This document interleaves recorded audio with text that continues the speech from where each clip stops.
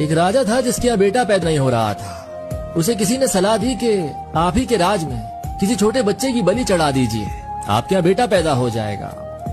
तो राजा ने ऐलान किया कि जिस घर से बच्चा दिया जाएगा उस घर को ढेर सारा पैसा दिया जाएगा। एक फैमिली ने सुना तो अपने घर के सबसे छोटे बच्चे को भेज दिया कि हमारे किसी काम का नहीं है, इसे रख लो।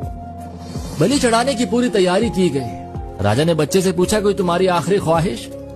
तो बच्चा बोला, बस मुझे थोड़ा सा मिट्टी का ढेर ला करके दे दो। मिट्टी लाई गई तो उस बच्चे ने 4 छोटे छोटे से मकान बनाए। जब मकान बन गए तो उस बच्चे ने 3 मकानों को लात मारकर गिरा दिया, एक को रहने दिया। उसके सामने हाथ जोड़कर दुआ की और राजा से बोला, अब मेरी बलि चढ़ा दो।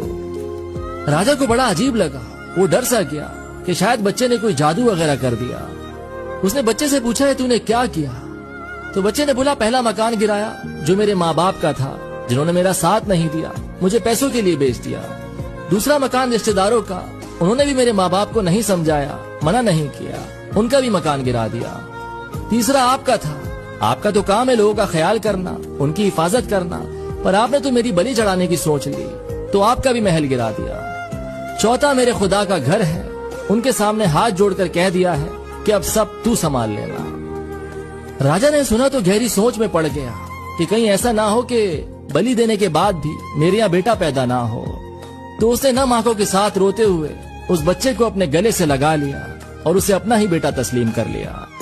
कहानी का मैसेज सिर्फ इतना कहता है कि उसके सजदे में झुक जाए, जिसके सजदे में झुकने से कोई आपका बुरा नहीं कर सकता।